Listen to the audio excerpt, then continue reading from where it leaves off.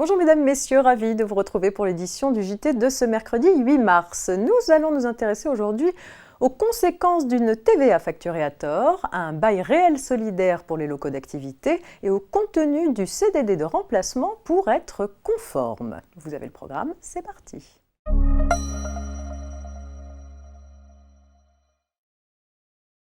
Une entreprise doit veiller à ne pas facturer la TVA à tort, comme en témoigne l'affaire suivante. Une SAS organisant des jeux de loto pour le compte d'associations émet après chaque manifestation une facture détaillant sa prestation et mentionnant la TVA. Lors d'une vérification de comptabilité, le fisc constate qu'aucune déclaration de TVA n'a été souscrite et demande à l'entreprise de reverser la TVA mentionnée sur ses factures. L'entreprise refuse, car les prestations réalisées, qui consistent en l'organisation de jeux de hasard, sont en réalité exonérées de TVA. Saisis du litige, les juges confirment le redressement. Dès lors que la société mentionne la TVA sur les factures qu'elle a émises, elle est redevable de cette TVA du seul fait de sa facturation, même si cette TVA a été facturée à tort. De plus, dans la mesure où son activité est exonérée de TVA, elle n'est pas autorisée à déduire la TVA supportée sur les biens acquis et proposés comme récompense aux gagnants du loto.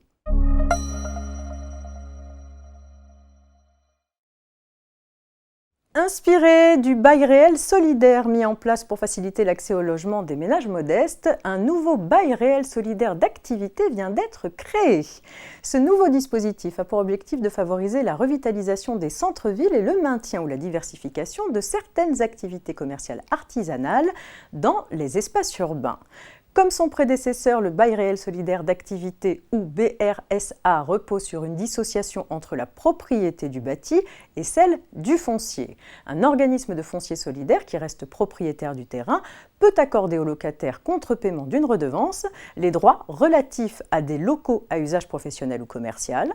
Consenti pour une durée de 12 à 99 ans, le bail peut prévoir à la charge du locataire l'obligation de construire ou de réhabiliter, rénover ou gérer des constructions existantes. Doté d'un régime fiscal de faveur, le BRSA est destiné aux micro-entreprises comptant moins de 10 salariés et dont le chiffre d'affaires annuel ou le total du bilan annuel n'excède pas 2 millions d'euros. L'organisme de foncier solidaire pourra fixer des critères supplémentaires d'éligibilité fondés sur le chiffre d'affaires de l'entreprise, son statut ou encore son type d'activité. L'entreprise titulaire du bail devra occuper le local et ne pourra pas le louer. Elle pourra en revanche céder ou donner ses droits sur le local dans le respect d'un prix plafonné et sous réserve de l'agrément par l'organisme de foncier solidaire. Certaines modalités de mise en œuvre du nouveau dispositif doivent encore être complétées par décret pour qu'il soit effectif.